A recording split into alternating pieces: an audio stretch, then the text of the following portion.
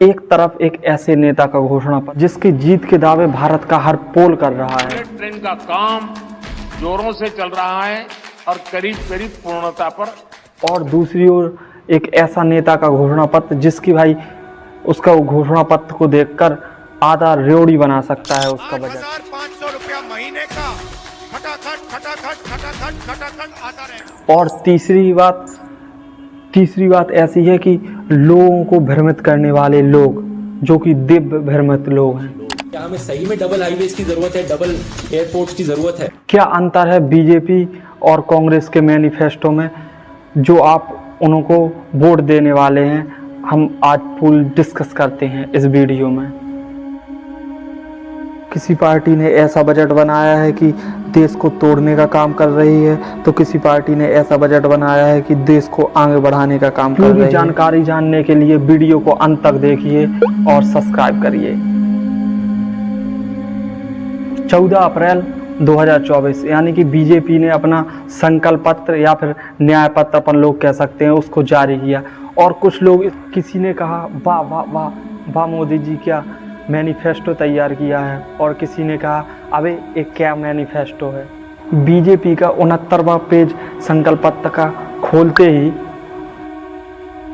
प्रथम पेज पर बड़ा बड़ा लिखा है मोदी की गारंटी, और साथ में लिखा है फिर एक बार मोदी सरकार। जेपी नड्डा और नरेंद्र मोदी की फोटो लगी है। यदि 2014 के मैनिफेस्टो से इसका अंतर करें, 2014 में अटल जी, अडानी जी, राजनाथ जी की छोटी छोटी फोटो लगी हुई थी और मोदी जी की बड़ी फोटो लगी हुई थी, और उसमें लिखा था एक भारत और श्रेष्ठ कंपैरिजन से जिसे जो समझना है वो समझ सकता है।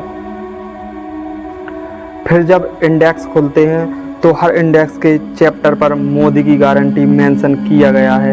एक कपिल सिब्बल जी को थोड़ा चिढ़ाने का प्रयास अधिक लग रहा है। सिब्बल जी ने कुछ ऐसा कहा था, राजनीति में गारंटी देना ही मैं समझता हूं कानून के खिलाफ है।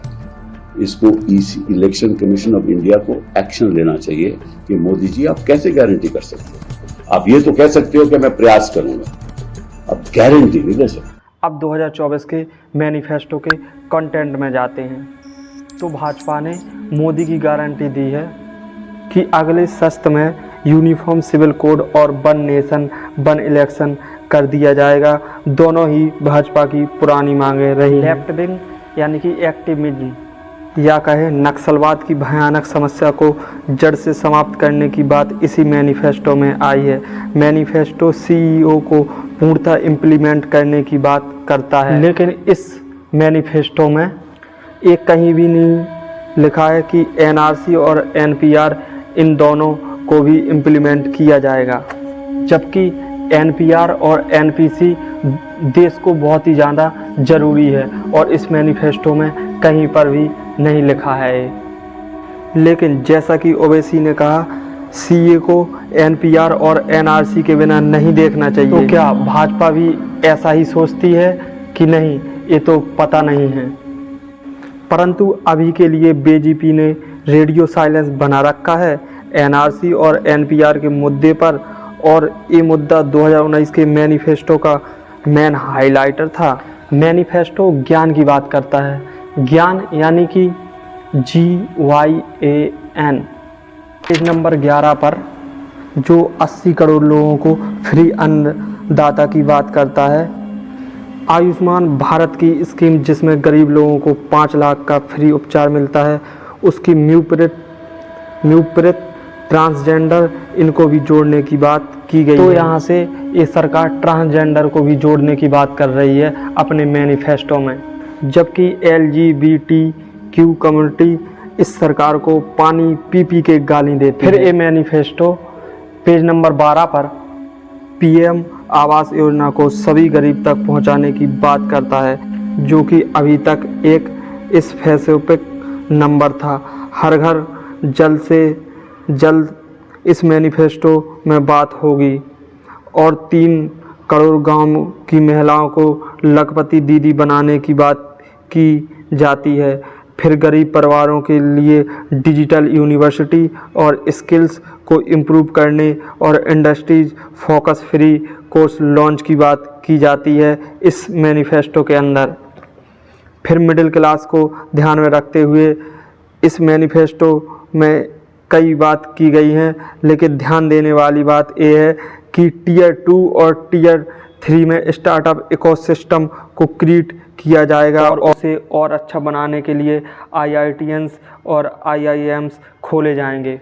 और ऐसी ही बात कांग्रेस के मैनिफेस्टो में की गई है और कांग्रेस के बजट में ऐसी ही बात की गई है कि इसका एक बजट दिया जाएगा।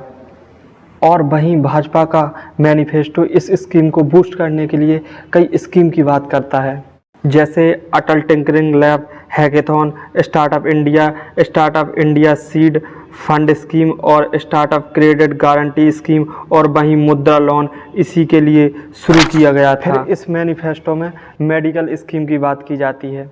कहा जाता है कि existing medical college number of seat increase की जाएंगी और साथ ही साथ नए मेडिकल कॉलेज बनाएंगे। फिर किसानों के लिए इस स्कीम में बात की गई है, लेकिन बहुत सारी किसानों के लिए स्कीम है, लेकिन एक स्कीम जो बहुत ही ज़्यादा हटके है, भारत को न्यूट्रीहक ऑफ वर्ल्ड बनाने की बात, जिसमें श्री अन्न यानी कि मिलेट्स की कल्टीवेशन को पार्ट बनाने की बात की गई है। और भारत को इस मैनिफेस्टो में ग्लोबल संदर्भ के में चलने में कई बात की गई है, जैसे UN सिक्योरिटी में भारत को परमानेंट सीट की बात की जाती है ताकि भारत ग्लोबल मेकिंग का हिस्सा बन पाए।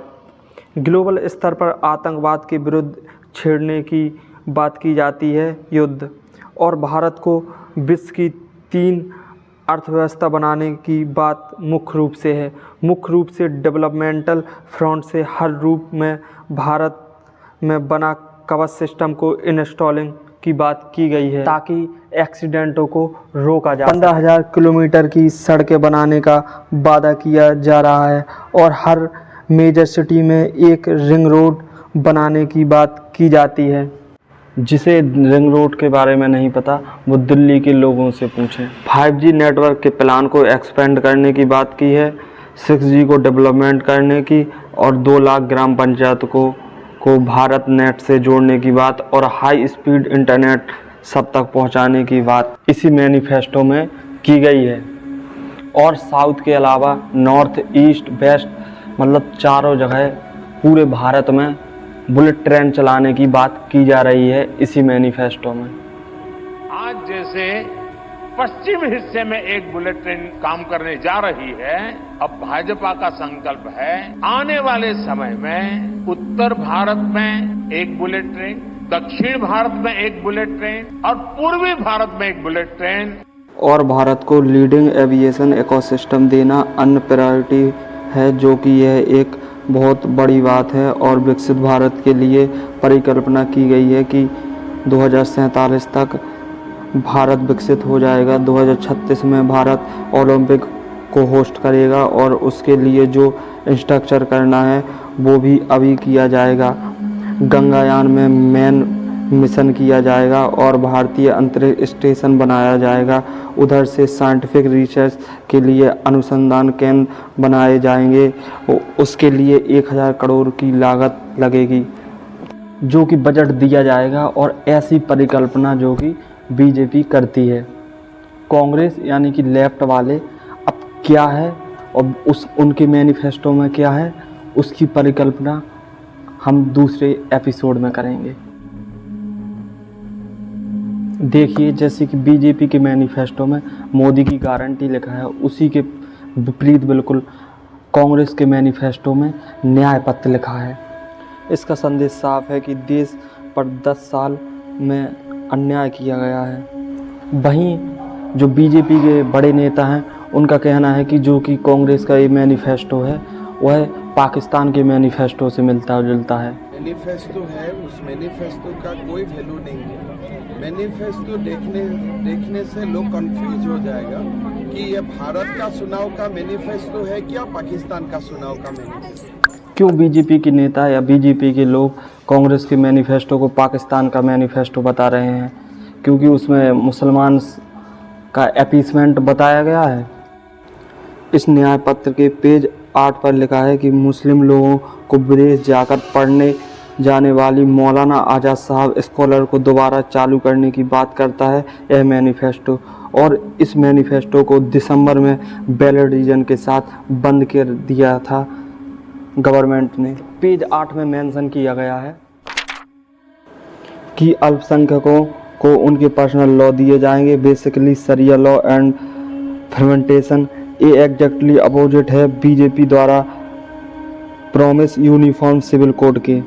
बीजेपी के अनुसार भारत के हर नागरिक का कानून सेम होना चाहिए। पेज नंबर 25 पर कांग्रेस का मैनिफेस्टो कहता है कि हाई कोर्ट और सुप्रीम कोर्ट के जजों का नंबर बढ़ा दिया जाएगा और मिनोरिटी के छात्रों को 7.5 लाख का लोन बिना कोलेक्टरल दिया जाएगा। और कुछ लोग ऐसा बता रहे हैं कि कांग्रेस कम्युनल वायलेंस बिल 2.0 लाने की बात कर रही है। पेज नंबर 42 पर बताता है कांग्रेस अम्बेडकर द्वारा किए गए गुनाहों को दंडित करने के लिए नया कानून लाएंगे। यूपीए 2 के शासनकाल में ऐसे ही कानून लाने का प्रयास किया गया। कोई भी दंगा हो, दोषी मेजॉरिटी कम्युनिटी यानी कि हिंदू समाज के समुदाय को ही माना जाएगा, जिसे कम्युनल वायलेंस कहा जाता है। ऐसे ही कुछ कारण हैं जिससे बीजेपी के नेता इन्हें पाकिस्तान के नेता से कंपेयर कर रहे हैं, क्योंकि 1936 में मुस्लिम लीग ने अपना मैनिफेस्टो निकाला था तो उसमें भी कुछ ऐसे ही प्रोविज़न दिए गए थे। पर जब माइनॉरिटी के हिसाब से जब जाति की बात होती है तो कांग्रेस जातिगत जनगणना की बात करता है, जिसे अंग्रेज अपने ही समय में बंद करवा चुके थे। इसी प्रकार रोहित वेमुला एक्ट के करने की बात हो या फिर अन्य कोई सेक्शन, तो हिंदू समाज को जातियों के भर में तोड़ते हुए इन लोगों के मैनिफेस्टो देखेंगे। वैसे इस चीज़ में बीजेपी भी इन लोगों से कम नहीं है। SC ST एट्रॉसिटी पर न्यायपालिका का डिसीजन वो भी बीजेपी भी बदल चुकी है। हो सकता है इससे राजनीति में फ़ायदा मिले। अनेक लोगों का नुकसान हो रहा है इस एफिशिएंट से। और इसके अलावा कांग्रेस ने वही मैनिफेस्टो CA को हटाने की बात, यानी कि दोबारा से पत्थरबाजी वहाँ पर होगी। इसके अलावा CA कानून को स्क्रैप करना, यानी कि सताए हुए हिंदुओं का विध्वंस, नई एजुकेशन पॉलिसी को हटा देना और मुगलों को केवल उतना ही ब्रिटिश देना जितने के वे योग्य हैं। इन्हीं मैनिफेस्टो में प्रॉमिस किया जा रहा है कि NSA UAPA के जैसे कानून को हटा दिया जाएगा, जिससे उमर खाली जैसे देशद्रोही कभी जेल ना जा सके। और इसी कानून में मृत्युदंड को भी हटा दिया जाएगा, जिससे अफजल गुरु जैसे दुर्दशा आतंकवादी को बचाकर रखा जा सके और भारत के सारे परमाणु हथियार नष्ट कर दिए जाएंगे। और ये सब ऐसा होने के बाद हम पाकिस्तान और चीन के सामने बिल्ली बनकर बैठ जाने। आपको ये भारत का मैनिफेस्टो लग रहा है? इन सब बातों से लोग एग्री और डिसएग्री तो हो सकते हैं, लेकिन मैं आपको पर्सनल तरीके से कुछ बातें पॉइंट आउट कराता हूँ। कांग्रेस अपने मैनिफेस्टो में अगले 10 सालों में भारत की GDP को डबल करने की बात करता है। भारत की GDP आज $3.7 ट्रिलियन है और जो अगले कुछ सालों तक यानी कि 7-8% की ग्रोथ रेट से बढ़ता है, जो कि पॉसिबिलिटी पूरी दिख रही है। तो 6 सालों यानी कि 2030 तक भारत की GDP डबल हो जाएगी। कांग्रेस फिर 10 साल क्यों लेना चाहता है इस GDP को बढ़ाने में? मेरी समझ के बाहर है। इसके अतिरिक्त कांग्रेस का मैनिफेस्टो अनएम्प्लॉयड ग्रेजुएट को हर साल 1 लाख रुपए देने की बात कर रहा है, वो भी खटाखट।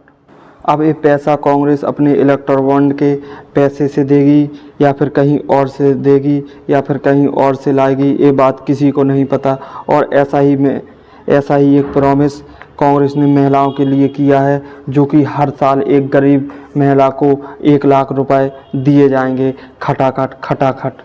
और फिर पूछा गया इन लोगों से तो कुछ इनका आंसर कुछ इस प्रकार था। 10 लाख लोग अगर हैं और उनको अगर 1 लाख दिया जा रहा है तो ये कैलकुलेटर ही फेल कर गया मेरा। इसमें साइडवेज करके देखिए, साइड पे करके देखिए। हाँ, ये आपने सही बोला। ये कितना हो गया? 1 lakh, 10 lakh. Can you count? Sorry, मेरी मैथ्स बहुत ही पुअर है। अच्छा, ये कितने करोड़ हो गया? लाख करोड़ 1000 करोड़ या हाँ 10,000 करोड़, अब मुझे भी ओके हाँ। सो उतना बड़ा नंबर नहीं है शायद। हाँ कांग्रेस का बनाने वाला मैनिफेस्टो उत्तर नहीं दे पा रहा है, लेकिन मैं आप लोगों को कुछ बात बता रहा हूँ। कांग्रेस ने 2019 के मैनिफेस्टो में मिनिमम इनकम सपोर्ट प्रोग्राम यानी कि MISP और न्यूनतम आय योजना यानी कि न्याय, ये 2 स्कीम रखी थी, जिससे हर साल 72,000 रुपये भारत के 20% सबसे गरीब लोगों को यानी कि 5 करोड़ लोगों को दिए जाने थे, जिसका भार लगभग 3,60,000 करोड़ था, यानी कि भारत की GDP का 2% था। यदि 2024 में किए गए प्रॉमिसेस को पूरा किया गया तो केवल महिलाओं को दिए जाने वाला प्रतिवर्ष 1 लाख रुपए से 3 लाख रुपए खर्च हो जाएंगे, 3 लाख करोड़ रुपए खर्च हो जाएंगे। 2023 का भारत का कुल बजट 45 लाख करोड़ था। आप सोचिए, यदि भारत का पूरे बजट का 10% से ज़्यादा महिलाओं को रुपए बांटने और अनएम्प्लॉयड लोगों को पैसे बांटने में जा रहा है, तो फिर देश का क्या होगा। मैं आपको कुछ फैक्ट के ज़रिए बता रहा हूँ। मैं विश्व के कई अन्य उदाहरण के माध्यम से आपको इसे बताता हूँ। 2009 में इलेक्शन समीप थे। मनमोहन सरकार ने किसानों के 70,000 करोड़ रुपए माफ़ कर दिए थे। फिर 2019 में मोदी सरकार ने 6,000 रुपए देना प्रारंभ कर दिया था। केजरीवाल ने तो अपनी पूरी की पूरी पॉलिटिक्स रेवड़ी पर चलाई और उधर से 80,000 करोड़ रुपए का फ्री राशन देने का काम किया था कोविड के समय, जो कि उस समय के लिए बहुत अच्छा काम था। लेकिन उसे कोविड के बाद नियमित रखा गया और अगले टर्म में भी उसे नियमित ही रखा जाएगा। कांग्रेस तो इन मामलों में और कई कदम आगे थी और कहती है कि 1-1 लाख रुपए गरीबों के खाते में खटाखट आते रहेंगे। ऐसी स्कीमों का प्रचार मुख्य रूप से मीडिया होती है और मीडिया इन लोगों के ऊपर कोई भी प्रश्न नहीं उठाती। टैक्स पेयर उस मीडिया पर अपने ही पैसों में ऐसे फ्री में बांटता देखकर तालियां मारता है। और पता है मीडिया वाले पता है कैसा बोलते हैं कि बस ऐसा ही चलता रहे और मेरा ये वाला देश भारत देश सुपर पावर बन जाए। रेवड़ी कल्चर पूरे देश की नींव को हिला सकता है, ये बात हर पॉलिटिशियन भी जानता है और हर कोई जानता है। ये रेवड़ी कल्चर देश के विकास के लिए बहुत घातक है। इस रेवड़ी कल्चर से देश के लोगों को और खास करके मेरे युवाओं को बहुत सावधान रहने की कांग्रेस का पत्र इस प्रकार के आर्टिकल्स लिखता है, परंतु कांग्रेस का मैनिफेस्टो एक रेवड़ी वाला बनता है। जो कि इस दलदल में फंसेगा वो फंसता ही चला जाएगा। जो भी देश इस दलदल में फंसा है उसमें देश के देश बर्बाद होते चले गए हैं। हमने कई उदाहरण से इसे देखा भी है। इन सभी के बीच ऐसे लोग जो आपको दिग्भ्रमित कर रहे हैं, कौन है वो लोग, कैसे हैं और क्यों दिग्भ्रमित कर रहे हैं, वो आगे एपिसोड में देखिए। यदि मैं पर्सनल बात करूं तो बीजेपी के मैनिफेस्टो में समाजवाद के नारे हैं और कांग्रेस के मैनिफेस्टो में तो ये भर के भरे हुए हैं समाजवाद के नारे। बीजेपी का मैनिफेस्टो साथ में ग्रोथ की बात कर रहा है और कांग्रेस और सहयोगी दोनों का मैनिफेस्टो भारत की अखंडता और हिंदुओं के लिए डेंजरस है। और ये बात बीजेपी के पक्ष में चली जाती है, परंतु इसका आरंभ कांग्रेस और सहयोगी दलों का मैनिफेस्टो बनाने वालों को जाना चाहिए। लेकिन सारी की सारी पूरी भसड़ लेफ्ट लॉबी है, जो कि एक कॉन्स्टिट्यूटेड माइंड कह सकता है।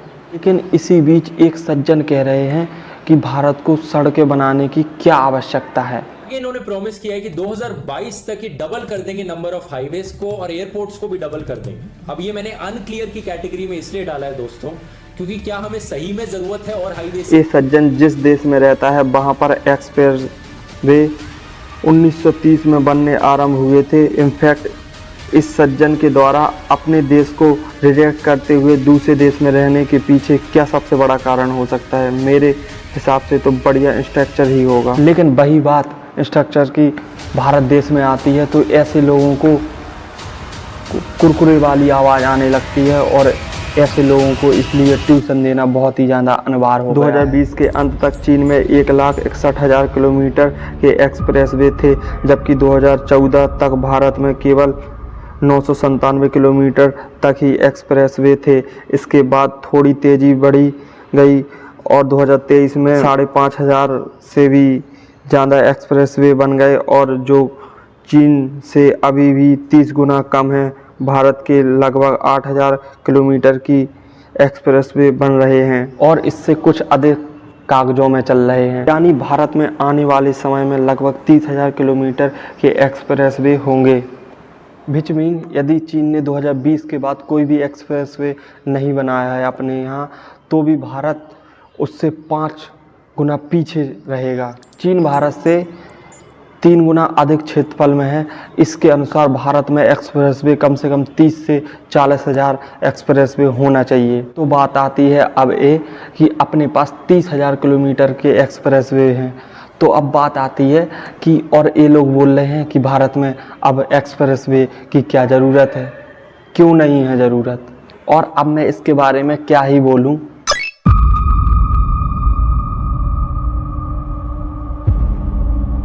अब आप ही लोग डिसाइड करेंगे कि आप लोगों को विश्व की सबसे प्रथम स्ट्रक्चर में आना है कि नहीं। क्या हमें सही में डबल हाईवेज की जरूरत है, डबल एयरपोर्ट्स की जरूरत है? प्रोपोगेंडा यहीं ख़त्म नहीं होता है। मैं वोट डालने जाऊं, अपने देश के लिए डालने जाऊं, देश के लोकतंत्र को बचाने के लिए, देश के पर्यावरण को बचाने के लिए और देश के फ्यूचर को बचाने के लिए। ये है आपका मैसेज उनको, vote to save your country. Exactly. And saving your country means getting rid of this government, doesn't it? तो बेसिकली ये लोग ये बताने का प्रयास कर रहे हैं कि आप सभी लोगों को उनको चुनना है जो कि आर्टिकल 370 फिर से ले आएं और भारत में बने परमाणु शास्त्रों को नष्ट कर दें, जो दिल्ली में दंगे करवाने लोगों को जेल जाने से बच सकें, या फिर नवरात्रि के समय मांस का भोजन करते समय आप लोगों के धर्म को तिरस्कार करें।